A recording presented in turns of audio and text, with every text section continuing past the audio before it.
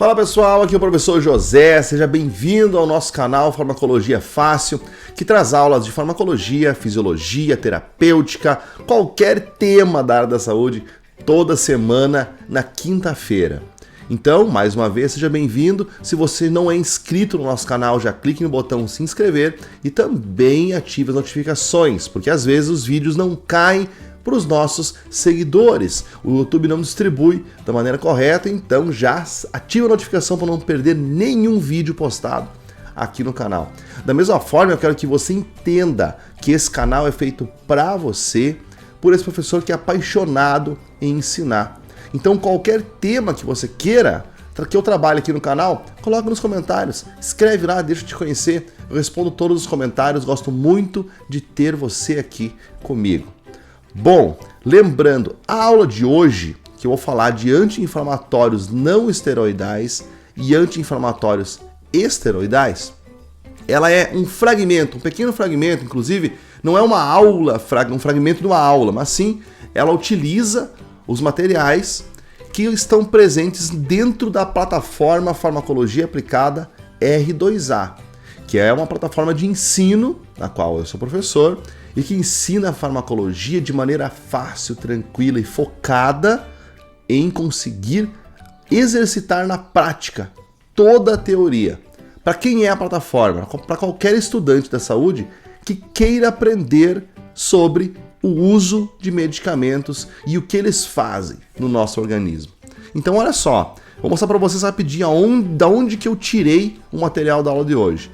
A plataforma Farmacologia Aplicada R2A ela é dividida em 10 módulos, começando aqui na introdução à farmacologia, sistema nervoso central, autônomo, dor e inflamação.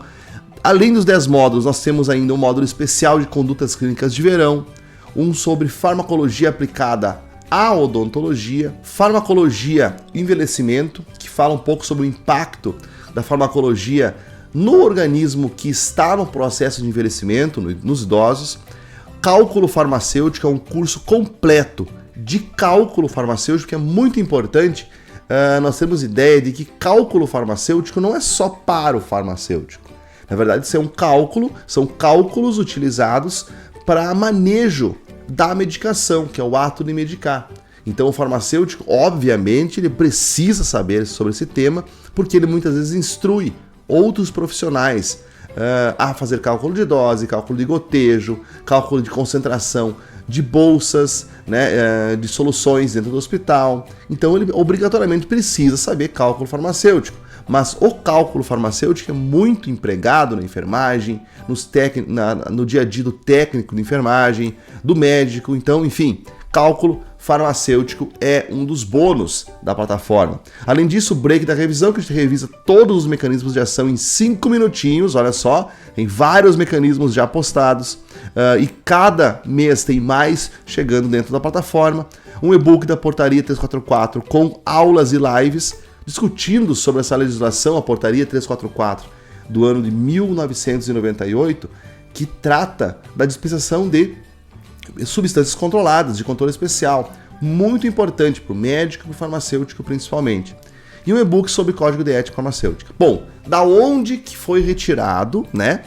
Aqui vocês veem que tem muitas aulas dentro dos módulos. Se vocês tiverem dúvidas depois sobre a plataforma, coloca nos comentários, inclusive no link aqui desse vídeo, no primeiro link, é só clicar que você vai conhecer mais a fundo a plataforma, a Farmacologia Aplicada R2A.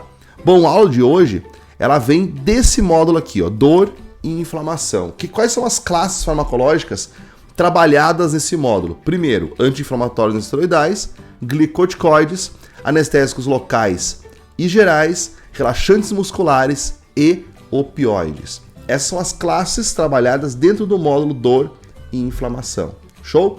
E aí então na nossa subseção de anti-inflamatórios esteroidais, nós temos vários materiais complementares, né? Como por exemplo, e-books, como por exemplo os slides da aula e alguns outros materiais como artigos, né? Para dar suporte à aula em si, à videoaula em si. Muito bem, daqui foi que eu tirei, por exemplo, esse primeiro slide e é daqui que eu vou iniciar a nossa aula.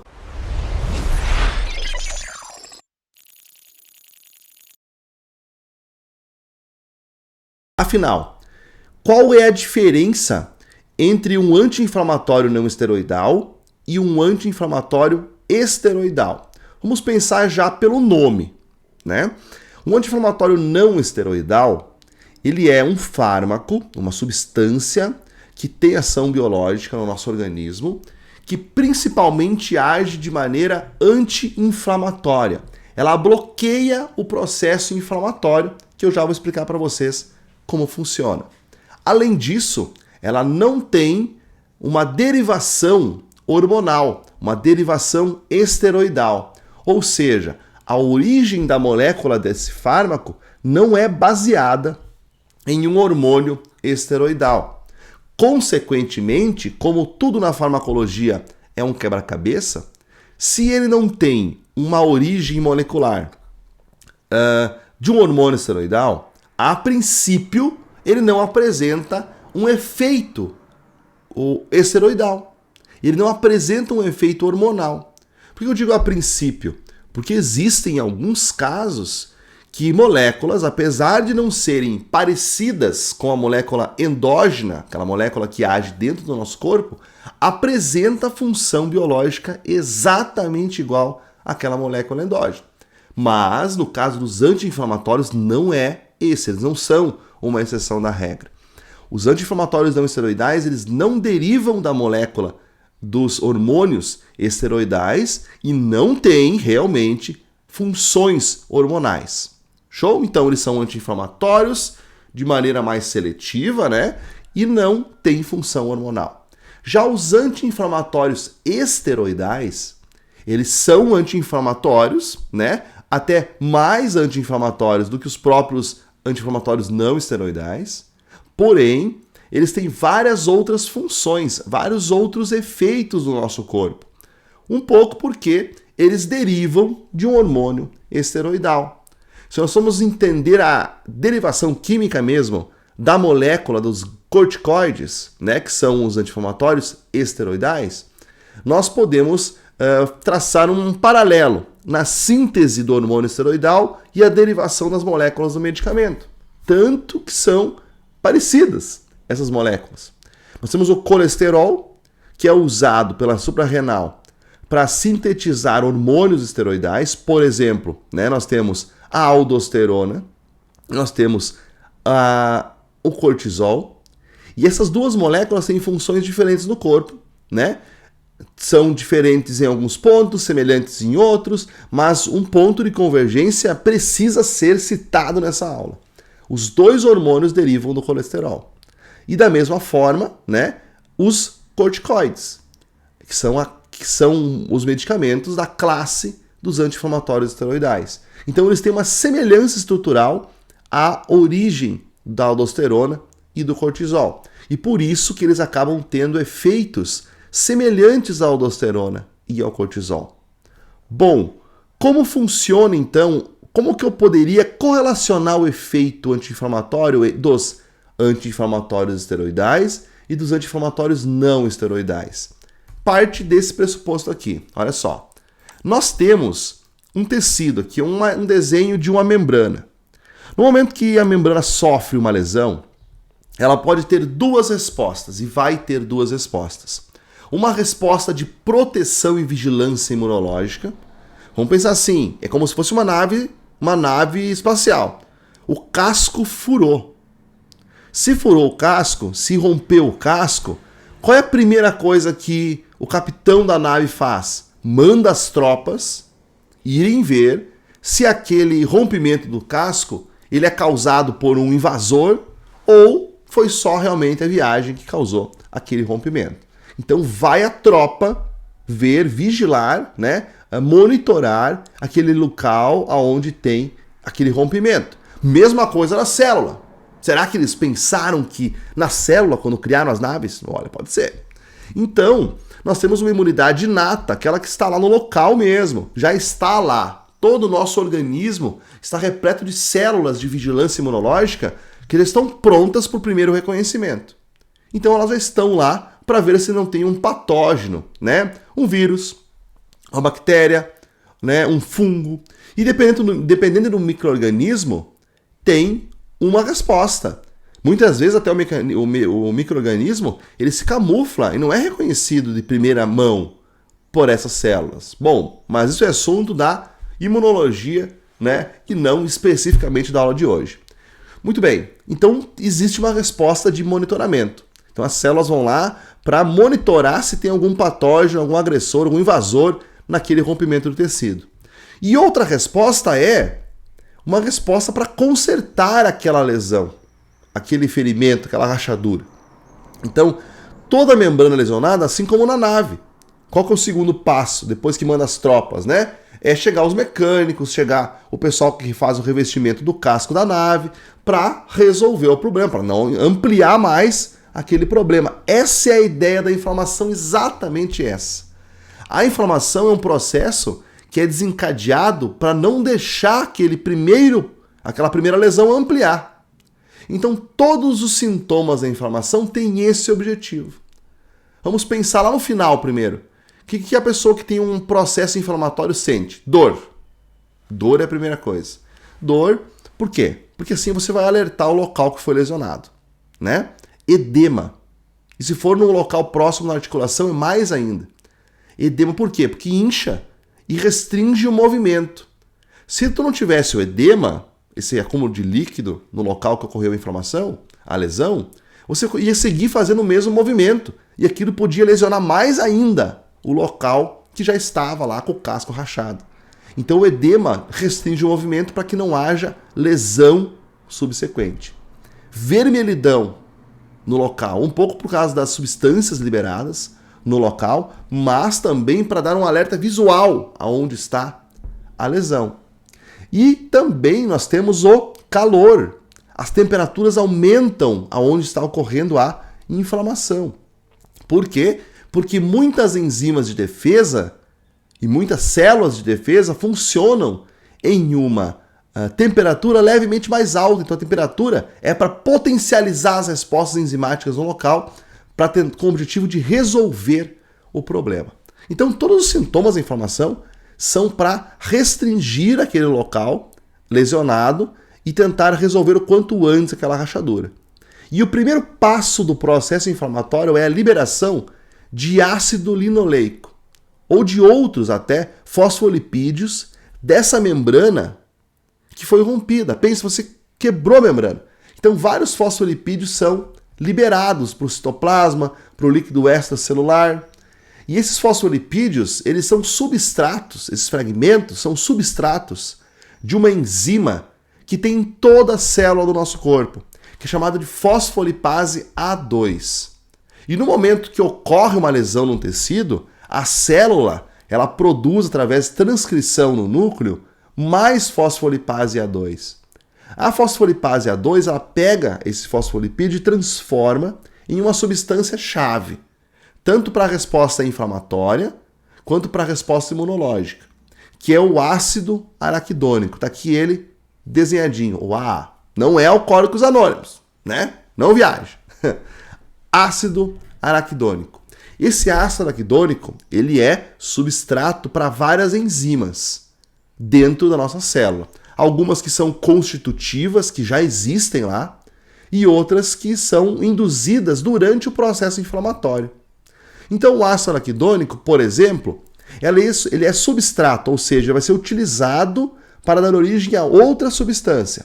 Ele é utilizado por lipoxigenases, que são enzimas que têm o objetivo de reacionar o tecido para uma resposta alérgica e também fazer o chamamento de células imunológicas, células que vão combater um agente agressor que porventura esteja causando essa lesão. Esses são os grandes objetivos das lipoxigenases: quimiotaxia e o desenrolar de uma resposta alergênica.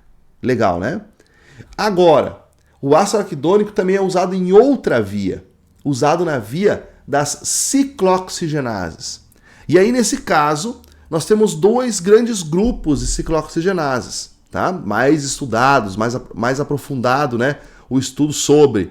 Então, quais são? COX-1 e COX-2. Ciclooxigenase tipo 1 e ciclooxigenase tipo 2. Show? Qual a diferença das duas?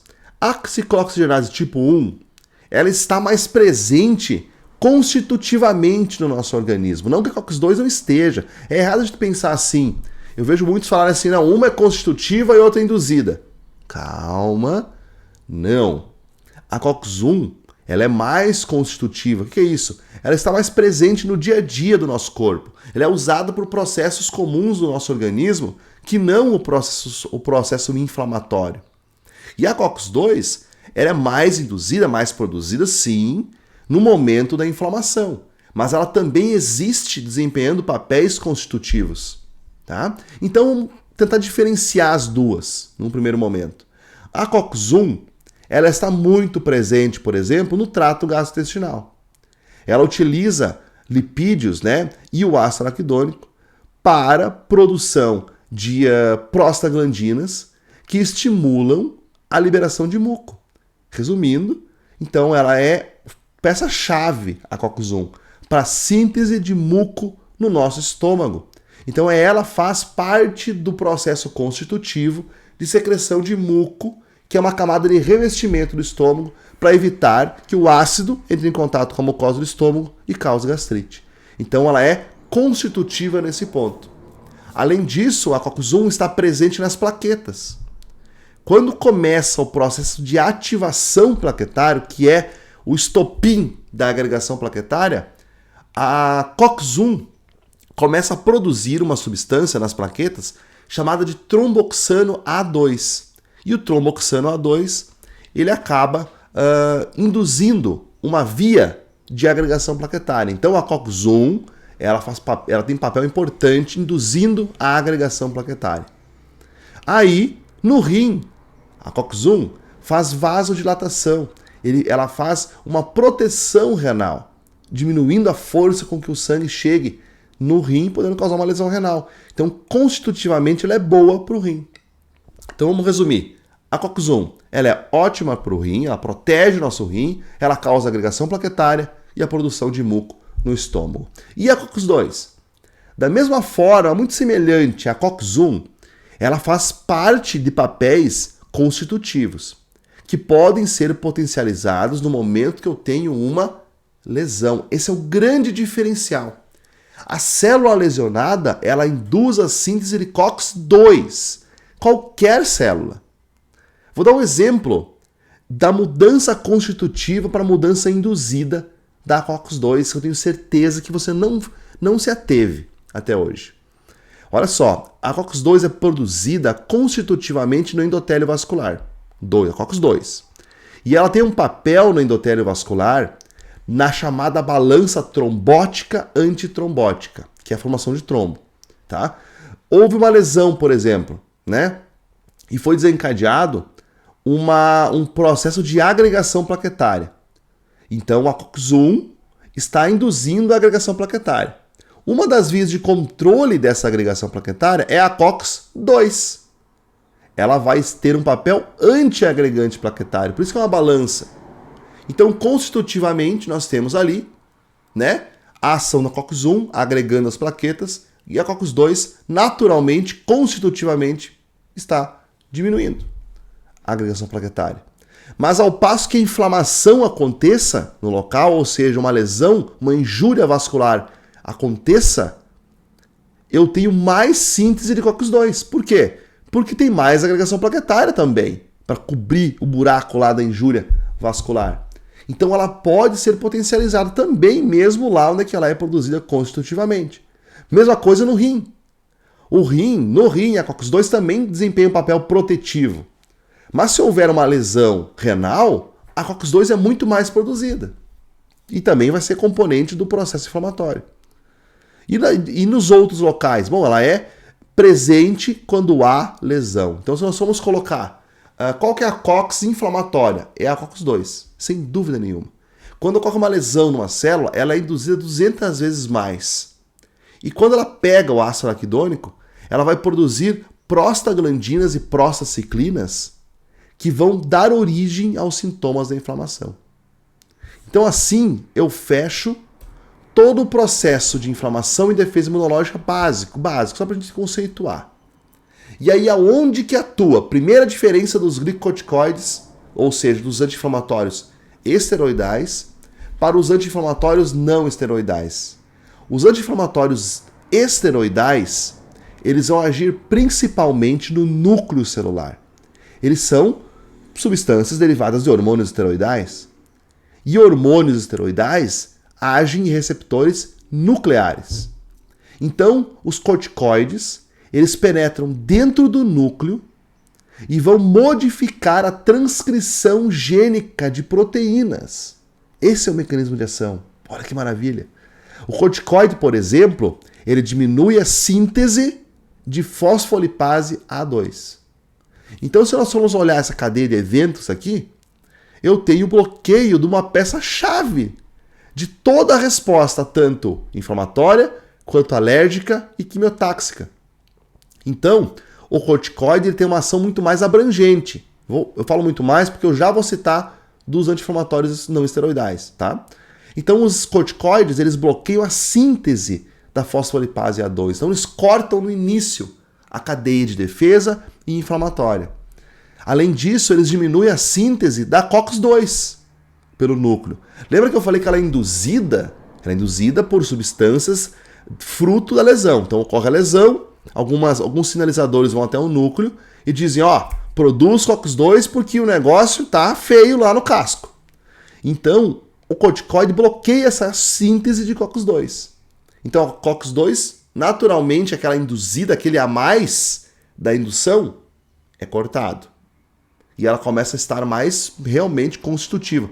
Nos locais que ela já é sintetizada, não muda muito. Mas quando ela é induzida, porque no momento que ela foi induzida, ela vai ser bloqueada pelo corticoide. Então ele tem uma ação muito mais ampla. Agora, o anti-inflamatório não esteroidal, o AINE, ele age apenas bloqueando COX. Então toda a resposta imunológica gerada pela lipoxigenase, toda a resposta quimiotáxica gerada pela lipoxigenase continua. Então a imunidade não muda nada, uma resposta alérgica não é combatida. Então eles vão focar no bloqueio da COX, tanto COX-1 quanto COX-2. E aí quando a gente estuda o anti-inflamatório não esteroidal, é importante nós entendermos essa seletividade. Alguns são mais seletivos bloqueadores da COX-1 e vão causar mais problemas gástricos e plaquetários, né? Inclusive, tem indicações terapêuticas de anti-inflamatórios não esteroidais, como o antiplaquetários. O exemplo do AS, né? Ele é altamente seletivo para a COX-1 e ainda, além disso, faz uma ligação irreversível na COX-1, então ele é usado como antiplaquetário. E tem anti-inflamatórios não esteroidais que vão ser mais seletivos para COX-2, desempenhando uma seletividade maior, menos problemas gástricos, né? Mas podem causar problemas cardiovasculares, porque afinal a COX-2 ela é antiplaquetária, como eu falei para vocês.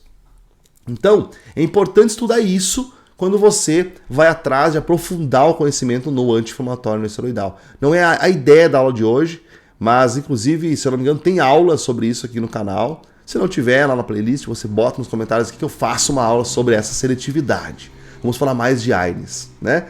Então, pensando já na primeira diferença, o corticoide age na síntese de proteínas por ação nuclear e assim corta a cadeia no início, desempenhando um papel no nosso organismo anti-inflamatório, anti-alérgico e imunossupressor. Show? E o anti-inflamatório não esteroidal, o AINE, ele é anti-inflamatório. Então ele vai diminuir a resposta pró-inflamatória que a COX pode gerar, porque eles são inibidores enzimáticos. Eles inibem as COX, tanto a COX-1 quanto COX-2. Então a primeira diferença básica, né, só essa diferença, todo o mecanismo de ação, é no mecanismo de ação diretamente. Mas agir dessa forma também gera, né, respostas adversas diferentes, né, reações adversas diferentes. E aí nós fechamos a diferença básica das duas classes falando disso. Os corticoides, eles têm esse termo como o mais correto. Quando eu pego lá os medicamentos da classe prednisona, prednisolona, dexametasona, betametasona, fluorocortisona e outros, né, que terminam com ona. Essa é a classe dos corticoides. O correto é eu nominar eles como corticoides, tá? Por quê? Porque eles derivam de uma origem única, que é o colesterol. Mas, nessa cadeia de utilização do colesterol para a produção de hormônios, eu tenho dois hormônios diferentes que se diferem, que vão se diferenciando cada vez mais na cadeia de produção, que é a aldosterona, que eu chamo de mineralocorticoide, porque o papel dela no corpo é controlar o balanço hidroeletrolítico de minerais, e o cortisol, que é um glicocorticoide, que atua no balanço da glicose principalmente. Tem várias funções, mas o objetivo principal é controle glicêmico da glicose, por isso que é glicocorticoide. Então eu tenho mineralocorticoide e glicocorticoide. Então eu não posso chamar o medicamento só de glicocorticoide, porque eu estou dizendo então que ele tenha só ação glicocorticoide. Mas não. Alguns, e boa parte deles, na verdade, dos corticoides também tem ação mineralocorticoide. Então chama de corticoide. E claro, se você tiver certeza, né, que aquele corticoide que você está falando não tem ação mineralocorticoide, então chama ele de glicocorticoide, tranquilo. Então quais são os efeitos adversos de um corticoide? Primeiro, a própria ação mineralocorticoide. Ele vai ter potencial de fazer retenção de sódio e água, por causa que é o efeito da aldosterona. A aldosterona faz isso no rim. Então, o corticoide é capaz de reter sódio e água. Primeiro, efeito adverso.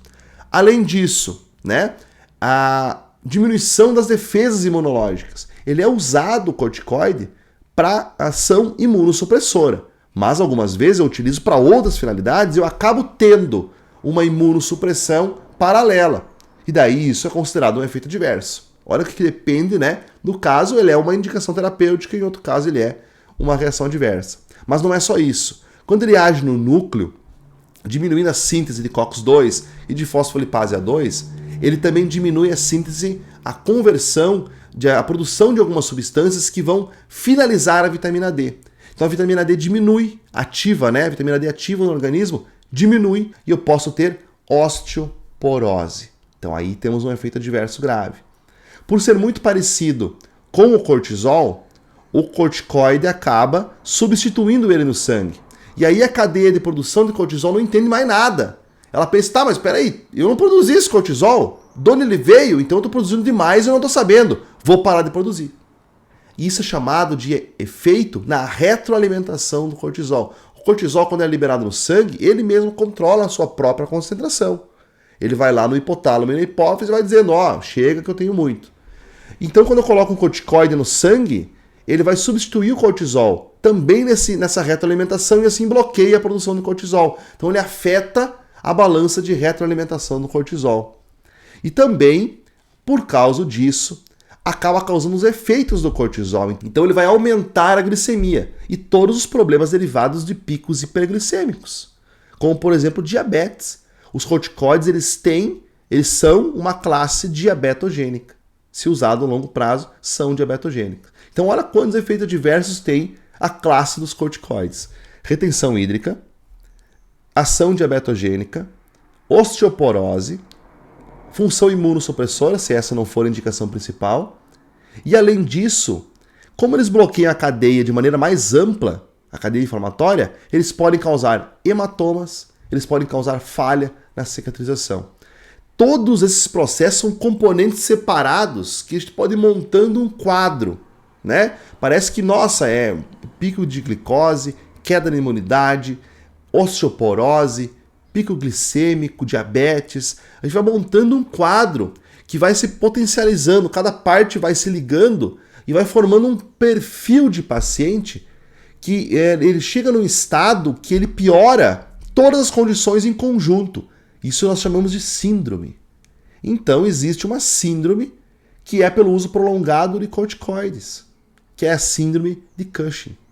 A síndrome de Cushing é bem as características fruto da ação do corticoide. É um paciente com edema no tórax, edema no pescoço, com a face em forma de lua, pela retenção hídrica, pela realocação de água no nosso organismo, com osteoporose, diabetes, hematomas no corpo, falha cicatricial. Então, existe todo um componente dos efeitos adversos dos corticoides chamado síndrome de Cushing. Já para os anti-inflamatórios não esteroidais, eles não têm capacidade de gerar essa síndrome, porque eles não têm ação hormonal agora, você sabe. Então, quais são os efeitos adversos dos anti-inflamatórios não esteroidais? Eles são capazes de diminuir a síntese de muco no estômago, então podem causar gastrite. São capazes de diminuir a agregação plaquetária, né? Então diminuindo essa agregação, porque eles bloqueiam a COX-1. São capazes de causar dano renal, porque as duas COX, ambas as COX, protegem o rim. Uma vez que eu bloqueio elas, eu perco a proteção renal. E eles também podem causar problema cardiovascular, né? Se usados aqueles medicamentos, quanto mais seletivos para a COX-2, mais risco cardiovascular eles podem apresentar. Além disso, o anti-inflamatório não esteroidal interfere tanto no tratamento da diabetes quanto no tratamento da hipertensão arterial sistêmica, e principalmente da hipertensão arterial sistêmica, porque eles mexem na função renal e o controle pressórico depende da função renal, e muitos medicamentos agem na função renal para atuar, para controlar a pressão. Então eles diminuem a efetividade dos antihipertensivos. Muito bem, nesse vídeo nós estudamos dois grandes diferenciais entre os anti-inflamatórios esteroidais e os anti-inflamatórios não esteroidais. Olha que maravilha! Você já sabe agora que eles têm um mecanismo totalmente diferente, uma origem totalmente diferente e reações adversas totalmente diferentes. Espero que você tenha gostado do vídeo, espero que você tenha curtido essa temática. Qualquer dúvida que você tenha sobre as duas classes, coloca aqui nos comentários. Qualquer sugestão para um novo vídeo, coloca nos comentários, se inscreve, ativa as notificações, visita a nossa plataforma de aulas aqui embaixo, vou deixar o link para você aqui. Quer aprender farmacologia assim, desse jeito tranquilo, fácil? Vai lá, clica e entra para a sala de aula, vira um aluno R2A e bora aprender farmacologia de verdade. Um grande abraço a esse professor que está apaixonado em fazer essas aulas aqui para você no YouTube e até a próxima aula. Tchau, tchau.